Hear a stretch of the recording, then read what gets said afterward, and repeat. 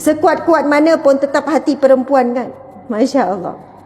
Sehari dua ni saya duduk tengok banyaklah videonya, kemudian mesej-mesejnya, post-postingnya, macam-macam lah. Giliran saya pula kan kena kan. Memang selalu kena, Masya Allah. Berkaitan dengan salah satu nama Allah Asmaul Husna, Ya Bari.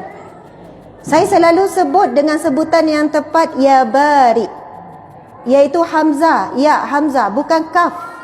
Bahkan dalam banyak ceramah dan kuliah, saya betulkan, saya kata ejaan Kaf tu, Ya Barik, itu salah. Yang betul adalah Ya Bariun. Maksudnya Ya Bari. Boleh baca dalam, tengoklah dalam senarai nama Allah Asmaul Husna.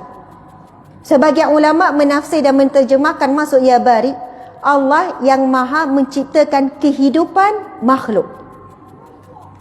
Itu di antara maksud yang tepat bagi nama Allah Ya Bari. Allah yang maha menciptakan kehidupan makhluk. Ya Khalik, Allah yang maha menciptakan.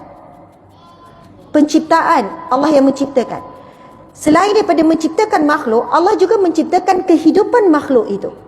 Bagaimana kehidupan lembu, bagaimana kehidupan anjing, bagaimana kehidupan kera, bagaimana kehidupan di alam ni.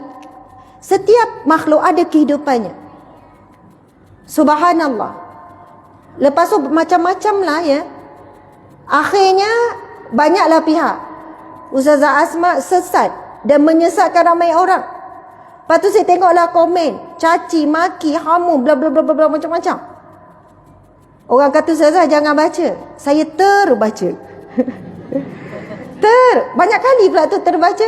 Asyik sebab ramai sangat orang tag. Padahal yang menegur itu menegur yang tulis salah. Sebab dengan tulis salah ejaan maka salah maksud. Tapi yang tidak mendengar dengan betul-betul penjelasan, yang tidak sabar untuk komen, yang tidak sabar untuk mengulas, dalam hatinya sudah ada kebencian telah disimpan nama, maka apa lagi? Apa cacian makian yang saya tak terima? Segala jenis binatang pun saya terima. Sudah tentu sedih apabila kita menjadi asbab fitnah kepada agama. Bukan sedih saya dicaci dihina. Saya sebut pada diri saya, sepatutnya saya dicaci dihina lebih berat daripada ni. Asbab maksiat dan dosa yang begitu banyak. Allah sangat baik. Allah bagi sikit saja untuk saya dicaci dihina. Kalau ikutkan kenal diri sendiri, sepatutnya dihina dicaci lebih lagi, tapi Allah tutup aib. Allahu Akbar. Jadi diri memang sedar diri, tak sedih sangat pun orang dicaci dihina.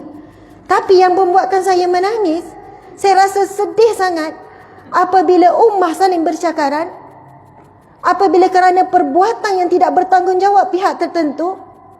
Saya tidak tahu apakah masalah di kalangan umat Islam sendiri, di kalangan ilmuwan, bukan untuk menjernihkan tetapi mengerohkan perkara yang sebetulnya boleh dijernihkan dengan baik tetapi dikeroh-kerohkan. Daripada orang yang tidak benci tiba-tiba membenci kita, kita tak kisah kita dibenci, tapi kesiannya orang itu tanpa sebab dia membenci kita. Dan bila penjelasan yang kita berikan dia tidak dengar. Bila dikatakan, mana ni dalil ni datang 40 kali dan sebagainya. Apabila saya bertanya kepada guru contohnya kan, nak baca berapa kali ya zikir-zikir ni? Terpulanglah, bolehlah nak baca 100, bolehlah baca 40, nak baca berapa? Sebab tidak ada larangan dalam mana-mana hadis Nabi untuk menetapkan berapa jumlah zikir yang kita nak baca. Okey, ramai yang tanya, nanti nak exam anak ni kan, nak baca doa apa ya? Kan kita bagilah, okey baca doa ni, zikir ni. Sedangkan memang tidak ada hadis Nabi yang Nabi sebut apabila anak-anak nak menghadapi peperiksaan, maka bacalah doa-doa ini. Maksud saya ialah apabila mereka semua mengatakan semuanya bid'ah, al-bid'atu dalalah wa dalalatu finnar, itu satu tuduhan berat sesama Muslim. Semua dimasukkan dalam perkataan bid'ah. Sedangkan ahli ulama syarah berkenaan dengan kalimah bid'ah di dalam hadis Nabi itu dengan syarah yang begitu banyak. Allahu Akbar. Sedangkan Allah berfirman di dalam Al-Quran, walillahil asma'ul husna fad'uhu biha. Bacalah bagi Allah nama-namanya yang mulia, asma'ul husna fad'uhu biha. maka bila kamu berdoa, memintalah dengan namanya tersebut. Allahu Akbar. Saya jumpa ramai guru-guru, orang alim, orang saleh. Bila tanya untuk anak, apakah doa supaya anak ni hati lembut? Dia kata, Ustazah, banyakkan baca Ya Rauf, Ya Halim. Mesti kita nak tanya berapa kali. Itu kan normal. Ada guru bagi tahu 40. Kenapa 40 kali? 40 kali ni kalau kita melazimi 40 hari kita buat ibadah. Ada ulama, ada guru mengatakan begitu. 40 tu ada sebab dia. Kalau 40 hari boleh istiqamah dengan satu amalan, insya-Allah istiqamahlah sampai mati. Kalau baru istiqamah 2 minggu, mungkin tak kuat lagi untuk ni. Bertahan sabar sampai 40 hari, insya-Allah jadi satu rutin yang kekal. Jadi ada setengah guru terus sebut beramalah 40 kali. Ada yang terpulanglah 1 kali. Dah kalau guru bagi 1000 kali, kita tak boleh terima kan? Allahu Akbar, subhanallah.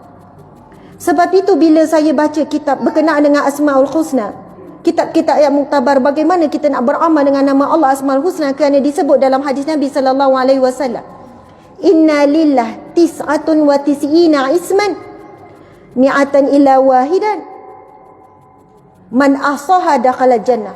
Nabi kata bagi Allah, di sisi Allah, Nabi kata ada 99 nama, 100 kurang 1. Siapa yang membaca, yang menghafal, yang beramal dengannya, maka dia akan masuk syurga. Yang kita duk baca nas'aluka ya man huwa Allah, itu kan dilagukan, itu hafalan baru. Tapi bagaimana nak beramal? Sebab itu ahli ulama kata, contoh kita memerlukan rezeki daripada Allah, hidup kita sempit, kita pun memuji nama Allah, Ya Razak, Ya Razak, Ya Razak, engkaulah yang memiliki rezeki. Kurniakanlah rezeki pekerjaan untuk suamiku, Ya Allah. Suamiku baru hilang kerja, Ya Allah. Rezeki kalau dia kerja, engkaulah Ya Razak yang memberi rezeki. Salah ke betul? Adakah bid'ah?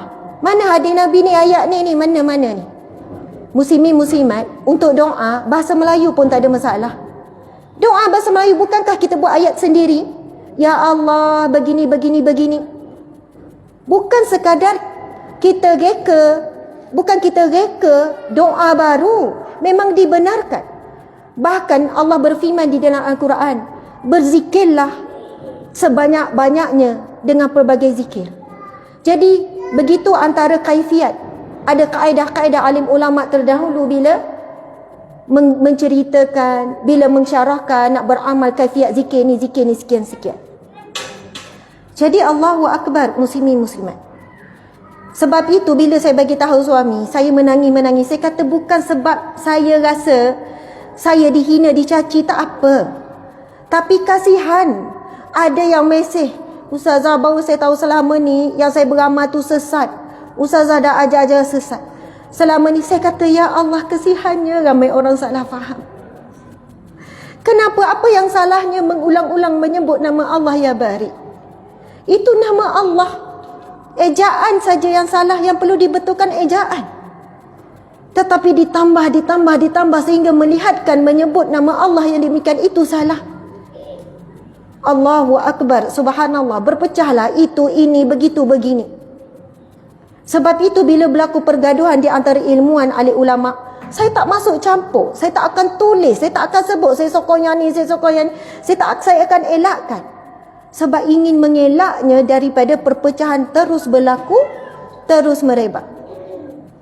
Tetapi perkara ini akan berterusan dan semakin teruk sehinggalah berlakunya hari kiamat.